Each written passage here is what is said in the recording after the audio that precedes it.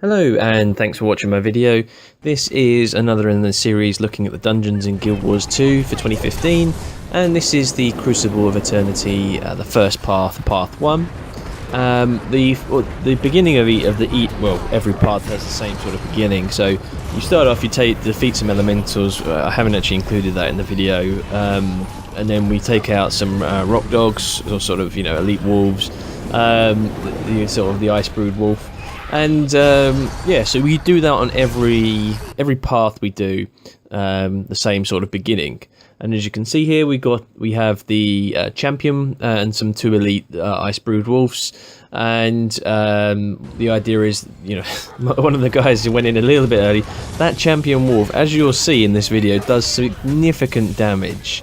It is a bit tricky. You do want to try and pull them. It hasn't been done great. This is, again, it's a pug group. I'm trying to make these videos seem, if I went in with a proper pro group, it wouldn't be realistic. So this is, just what happens. It's not a perfect run, and I didn't want these videos to be perfect. I wanted them to have some problems so people can see where the tricky bits are. So as you can see, the wolf's going down pretty quickly. You can see I'm doing significant damage to him, but he does. Look at this. If you look in the bottom left, he does almost 16,000 damage. He's done with this double leap skill, and he does it sort of multiple times on several people, and just takes down a lot of your party. So you do have to watch out for that. I missed the sort of tell that he was going to do that, but yeah, that's the only real difficult bit about this boss. That sort of significant thing. Also, another thing, there was a little bit of lag through this. After that, you escort Spire to this point here where you select your path. I've just cut that bit out because it is a bit of a long, boring walk. If you've got swiftness, try and give that to the NPC, Agent Spire, and you'll speed her along. So here we go. We are going to take out the submarine, and the next bit we get is, again, it's the stand. This is no matter what path you choose. This next bit again is always the same. You take out I believe it's Alpha, Experiment Alpha, or Subject Alpha, sorry. And this is a very strange creature. He does a lot of different damage. You'll fight him throughout various stages in the dungeon, each with different sort of mechanics. You can see he has these AoE attacks. The one difference he has in each path, the attacks differ. And path 3 is very, very significant. He does extremely heavy damage. He can sort of one-shot you with these AoE attacks. As you can see, we've stacked up and we are doing sort of significant damage. The AoE attacks that he's doing are very easily dodgeable. Normally his AoE attacks have like a 2-second time limit. So you want to count 1, 2 and then dodge, or 3-second count, sorry. But yeah, you count to 2, then you dodge and you'll miss his attack. And the thing is, you don't actually kill Alpha. You're getting down to, I think it's just under 50% health, and then we move on. So the next bit, we get into this sort of the aquarium side. Again, this is the same. No matter what path you take, you run through this. I believe it's the same, yeah. And you have a nice little run through an aquarium. If you look at the mini-map, you'll see sort of, you miss out the first left turning and you take the second one. You know what, I've done this dungeon dozens of times. I've never actually gone the wrong way. It'd be interesting to see what's actually down there. But yeah, then we get to this part here. And this is where you'll get several golems, elites. And again, you could stack outside. It used to be that you would stack outside here. Now everyone tends to go to the left and stacks at this point here. The golems will then come over and you'll be able to easily defeat them. They have a little bit of knockback, so each golem's got a sort of a different technique. I mean, our guardian got dropped down there, but he'll get back up once we kill one of the golems. We've got pretty good DPS. We've got 2 warriors, myself, a Zerkarelli, a guardian, and a Mesmer, and we do manage to take out these opponents fairly well. But again, look, I mean, some of our party are getting downed. I'm at pretty low health. I always seem to be targeted. But yeah, you know, not too tricky. The next, well, just this last golem, and you'll notice there's a laser grid to the left. That is the extremely tricky part that I have very rarely done myself. I find it very challenging to get through there, and you do need some sort of a skill to get past this next part. It's one of the few places in the dungeon where you actually need actual jumping skill. So you need 2 people to actually get to the other side, and it's a one shot. If you hit the laser, you get one shot and you get downed. As you see there, 2 of my party members. But we've got 2 people that have jumped all the way through. You then synchronize your timing, you activate the security consoles, and that deactivates the security field. So we run through and we move upstairs. As you can see, I've been doing a couple of dungeons during today, and I've got a significant amount of loot. I'll get the little birthday booster because it gives you a bit of extra statistics and loot, and you know, magic find. But it's the next stage. We have the golem surrounded by 4 turrets. As you can see, our Mesmer pushed it into this sort of an area in between the 2 turrets, and that is exactly what you want to do. Try and push that golem over there. A Guardian or a Mesmer ideally is suited. There are 4 turrets. 1 offers protection, stops the sort of, you know, you can see I'm doing really heavy damage. It limits how much maximum damage it can take. We have a retaliation turret, which is extremely crucial in this fight because that retaliation does a lot of damage to your party, and you want to take that out as soon as possible. The other 2, we have cleansing, so the conditions get removed quickly, and the regeneration turret, which obviously gives a health boot, you know, sort of regeneration. They're not so crucial to take out. You know, 5 players are doing quite significant condition damage anyway, even with a cleansing turret. So that isn't too big a deal to take out. It's the protection turret and the retaliation turret are the 2 that you really need to focus on. Otherwise, you know, you won't be doing as much damage to the main boss here. But again, it's not too tricky. These static fields, they do quite a lot of damage. If you get caught in them and try to run out, I think it does around 5,000 to 6,000 damage. Well, against my elementalist it does.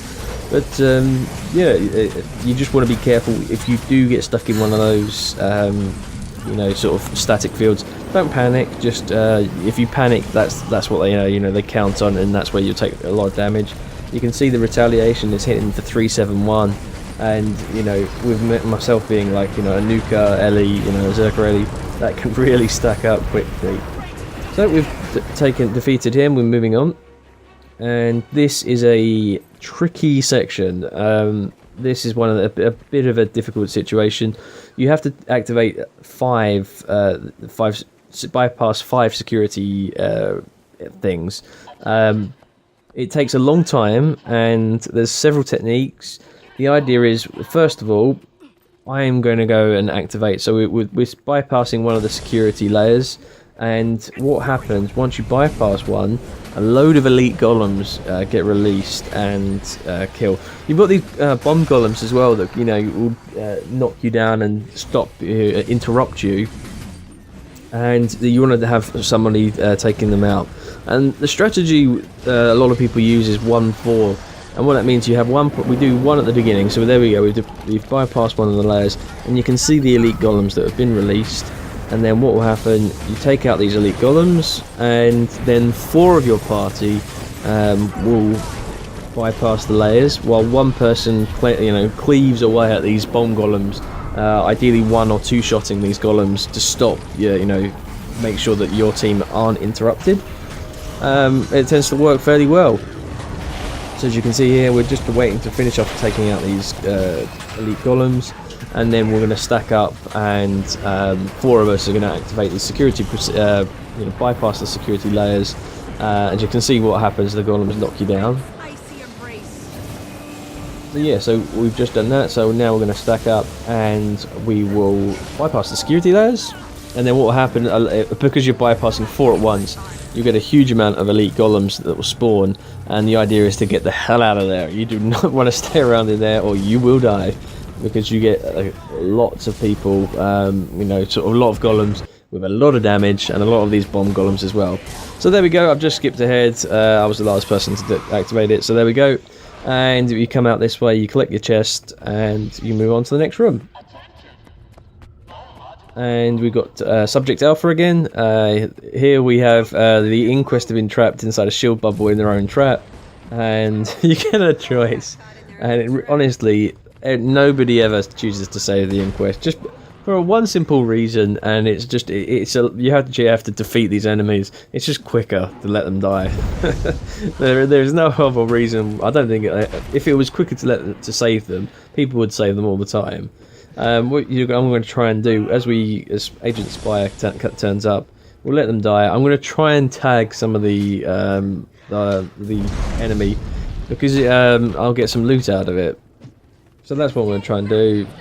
Can't quite target, so there we go, and ooh, there we go, that's all dead. And I did get some loot, so I tagged some of them, and here comes Subject Alpha. So again, we're all stacked up in the right place. We're in this sort of, I don't know, behind barrels, I guess you'd call them, and Subject Alpha will just spawn behind those, and you just want to pull Subject Alpha.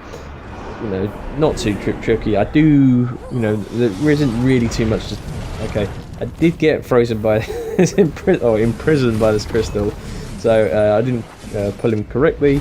Here we go, now he comes over, and we're just going to take him down. Nothing too strenuous about this fight. It does a little bit of damage, but honestly, this part of the dungeon is relatively easy.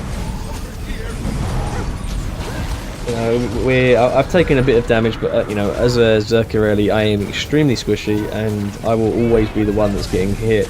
But as you can see, I'm not really suffering too much. We've already, you know, we're getting the Subject Alpha down pretty quickly, and yeah, there's not really much else to say as this fight sort of drags on a little bit. He does imprison you a few times. Each path, Subject Alpha has a little bit of difference between each one. So yeah, and well, we do lose our guardian, got to get down. Just warm my fire elite, and that's it. So we will fight him one more time. He slithers away, and we get some more loot. And this boss is an interesting boss here. What you're going to see in this video is we take out the enemy very differently to how we normally would. So this guide will not be completely perfect. You'll see here he's got he had a defensive mechanism that something to do with jaw mag, and he can't be damaged or little damage. But then these sort of pylons around the side, when he runs into them, he loses that defense, and you can easily take him down. And usually he'll reach, you know, that defense will come back again.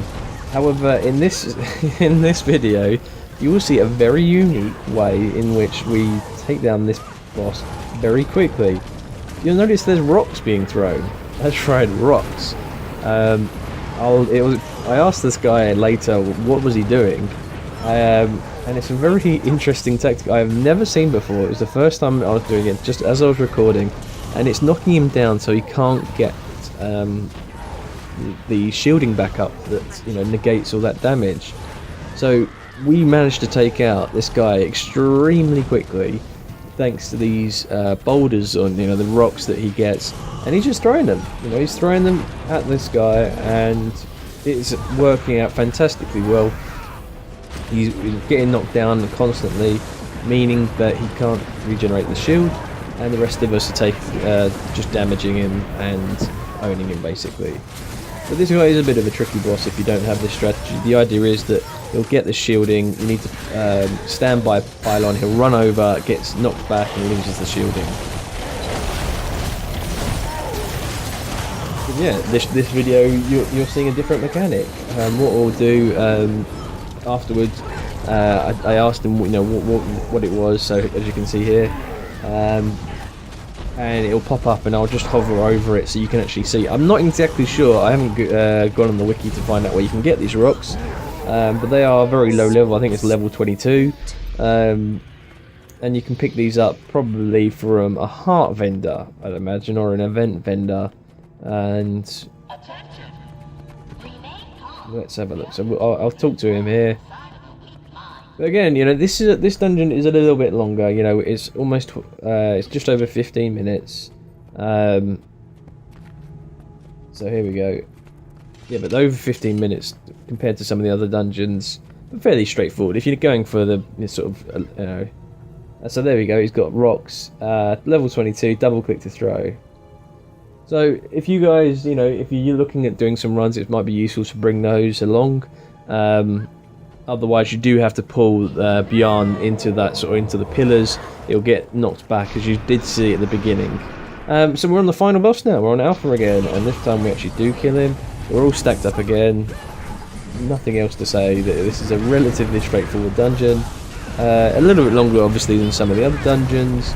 We've got Time Warp going on us here, and yeah, it doesn't tend to be the Crucible of Eternity don't tend to get run that much.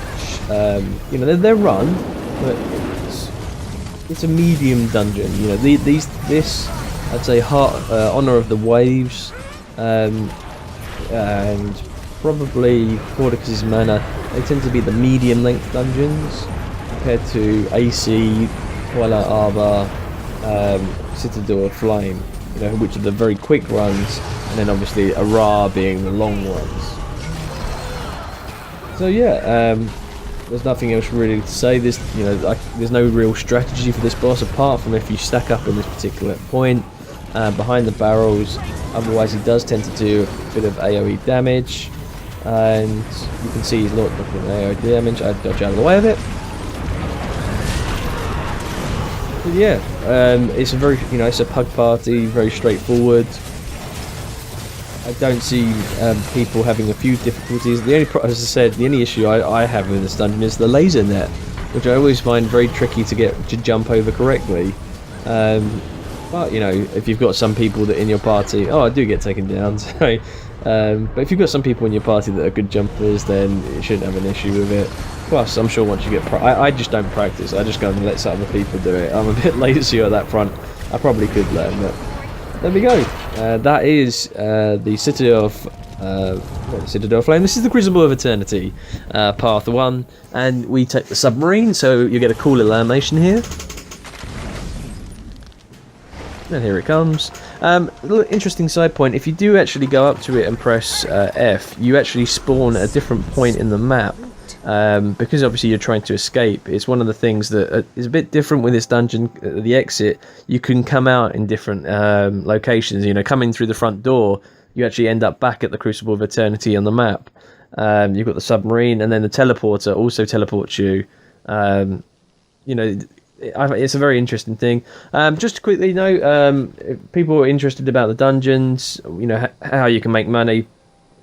I've got here my inventory. I've done Sorrow's Embrace Path 1 and 3, and the obviously COE Path 1. This will give you an idea of how many champion bags and what you get out of it. I just wanted to show you guys. I haven't opened any of these, so I'm going to salvage all the blues because they're worth stuff. The greens are, apart from these light armor, the greens I'll toss into the Mystic Forge. And the champ bags we're going to open up, but just to give you an idea of what, why do people, what's the great idea about champ farms? Well, let's have a look. We've got here so we've got 5, we've got 15 champion boxes and bags, so we're getting some materials here.